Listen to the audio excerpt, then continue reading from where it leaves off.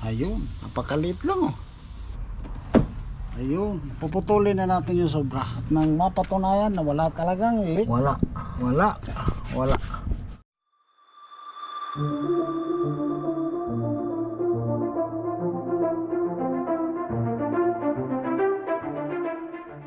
Shout out guys. Sa bidyong ito ituturo ko sa inyo kung paano ayusin o paano i-fix yung gulong na may butas, na may screw, na pako, na hindi siya tatanggalin sa sasakyan, ano? Hindi pupulaw. So, ang tanong ninyo, posible ba yan? Pwede ba yan? Pwede, posible talaga. Ano? Para malaman nyo, panoorin yung video ito. Talaga. Kung paano gawin yun guys, gamit ang mga tools na ito. Ito, at saka ito. Gum, adhesive, file, o panghasa, at saka yung aguha. Pero bago yun, ituturo ko muna sa inyo kung paano gumamit ng jack. Ano? Yung tinatawag na stock jack. Yung dala sa pagbili ng jack, kung paano yung gamit. Lalo na po sa mga babae, ano? Sa mga gusto talagang matuto. Pero doon sa marunong na doon, paki-comment na lang kung ano yung kulang at saka kung ano yung kailangan. So, yun, simulan na natin. Ito ang stock jack guys. Ito yung jack na dala sa pagbili. Makikita nyo, hindi naman siya flat sa ibabaw. Meron lang siyang slot sa gilid kung saan yan ang dapat nakaipit doon sa body, doon sa isusot. Hindi din dyan sa gilid sa sasakyan, makikita nyo yung mayroong dalawang araw. Ilalagay mo sa dyan, hindi din sa dalawang araw na sa gilid ng sasakyan. Makikita po yan sa unahan lang ng gulong sa likod papunta sa abante. So, gamit ang kamay, itatas mo yung jack, ihitin mo na siya gamit ang kamay. So ayan, in-between yan sa aro. Ang perfect ang pagka-shoot na, hindi siya talagang nasa slot na nakapasok. So ayan, perfect na perfect. So pagkatapos mong pagkahumigpit na gamit ang kamay, gamitan na natin ngayon ng tools. Tawag sa amin yun ay manikita na. Ayan, so tumataas na ang gulong, dahan-dahan. So ayan, perfect ng height ng gulong, ano? So simulan na natin. Pagkatapos pong i-jack, pag tumas na yung gulong, i-release yung handbrake. Ganyan, para maikot mo yung gulong. Hayun, at na-release na natin ang handbrake. Free na ang gulong, ano? Hindi na, wala nang kapit. Ayan, free na ang gulong. So ngayon, sisimulan natin tanggalin yung screw na yan. Bawasan natin yung hangin. Konting bawas pa. Huwag naman hanggang dapang-dapa. Bakit kailangan bawasan ng hangin, ano? Kailangan po bawasan ng hangin yan guys, to avoid tinatawag na maglumaki yung butas. Kasi pagka malakas ang hangin, kahit mga nasa 40 PSI, yung butas po habang hinahasa natin ng pile, pwede po siyang lumaki, pwede po siyang mag-explode, ano? Kaya bawasan ng kaunti yung hangin para ma-avoid natin yung ganon aksidente, ano. So tuloy tayo. So gamit ang vice grip, pliers, at saka screwdriver, tatanggalin natin ito guys.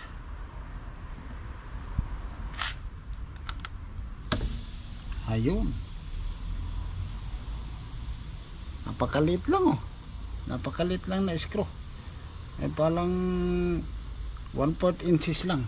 Ayan, tumutunog na yung ano, tumutunog na yung butas. So yun, gagawin natin, hanapin natin yung butas. Kagaya na sinasabi ko, hasain natin siya pataas baba. At narating nyo guys ang portion ng video ito sa bahaging ito, no? Paki-like naman, paki-hit ang like dyan, at saka paki-subscribe sa hindi ko pa subscriber, no? Huwag malilimutan mag-comment sa video ko at nang ma-replyan ko kayo nang makasali kayo sa aking ayuda live. Yan, maraming salamat po. So tuloy tayo. Ayan, medyo ayan guys, umano na siya.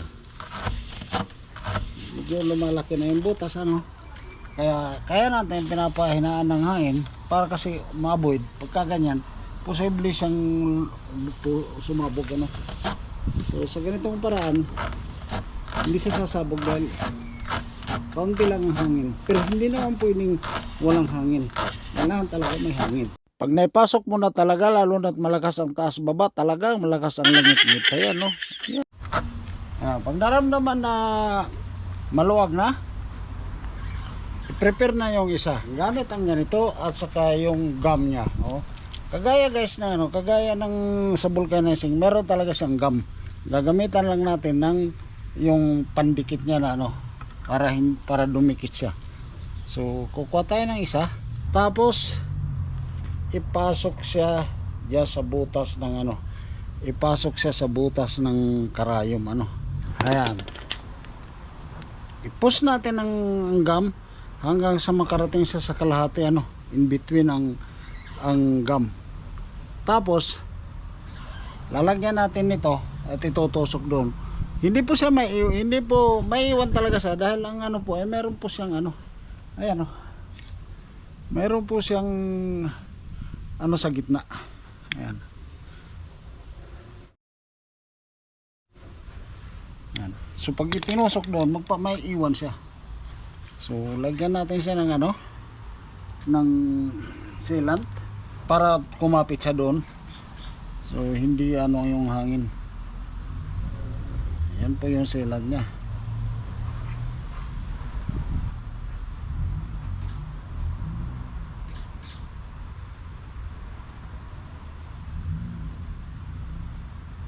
Ayan. Takpan agad kasi yung sealant pa ay masilan na madali siyang matuyo. Ngayon, huhugutin na natin itong isa. Ayun, buhat ang hangin. Ngayon, ipapasok natin to.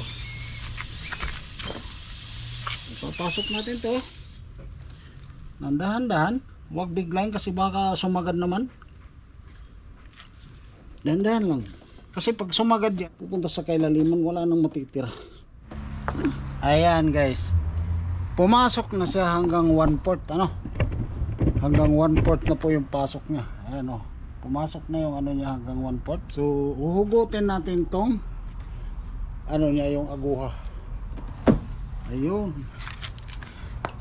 siya guys, no?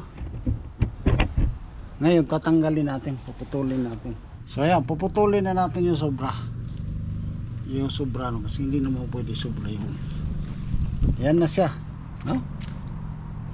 Para mapatunayan na wala talaga siyang, o hindi na naglilik yung hangin, kuha tayo ng tubig na may sabon, ano natin, lalagyan natin ganyan, no?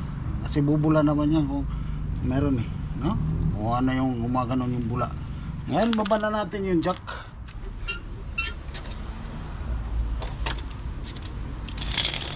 So ayan guys, baba natin ng jack.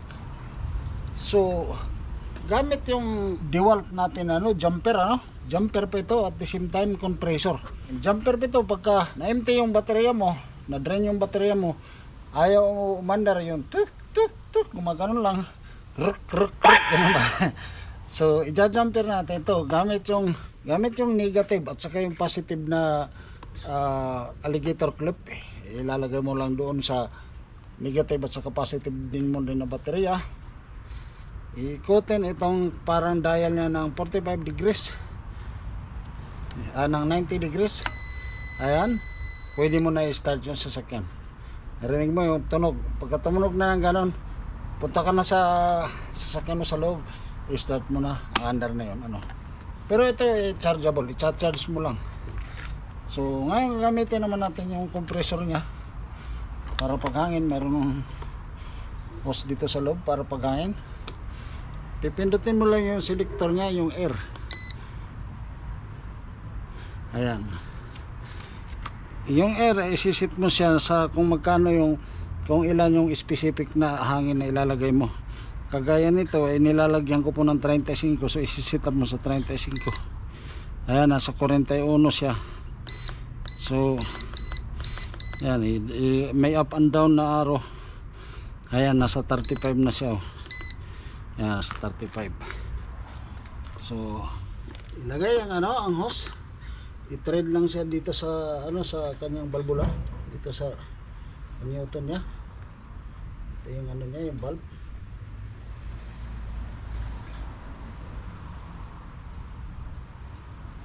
Ayan. So nakaset up siya ng 35 PSI. Pindutin mo uli yung air.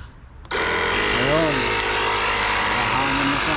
Ito nga pala guys, yung mga gamit na ito ay isang pack lang po ito. Mabibili nyo ito sa mga auto supply or sa mall, yung sa mga tindahan ng mga accessories ng sasakyan, or sa dito sa Canada, sa Canadian Tire, or dyan sa Pilipinas kahit sa DIY, makikita nyo ito sa DIY store o minsan sa Unitap, meron mga ganito.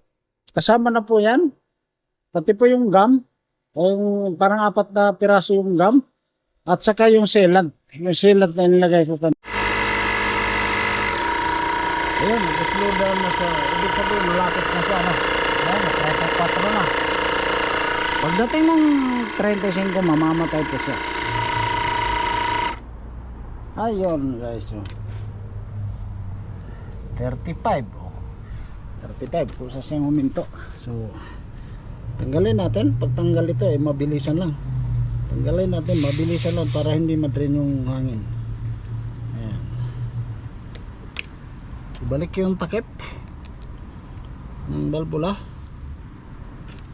at nang mapatunayan na wala talagang leak yung natin, yung inilagay natin gum.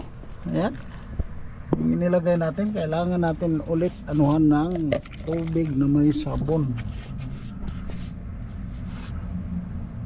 Wala. Ayan, kalaunan po niyan guys, titigas siya, magiging kaparehas na rin siya ng goma pag natuyo So yung mga nakausli ng konti, ay habang tumatakbo, naman yun, mapapatag, So ayun, so maraming salamat guys sa panonood ng aking video. Sana meron kayong natutunan, meron kayong na-learn, at saka may apply sana nyo sa inyong mga sarili, sa sarili nyong mga emergency na pangangailangan niyo. Kung gusto niyo po ng ibang tips, ng mga ibang tutorial, puntahan lang po yung video ko sa YouTube. Meron pong mga ilan ng mga tutorial doon kung paano gawin yung mga bagay-bagay na magagawa natin mag-isa sa ating pang-araw-araw na buhay. Panoorin lang doon, paki-like, paki-share, at saka higit sa lahat, huwag pong i-skip ang ads. So maraming salamat sa inyo. God bless po. Bye-bye.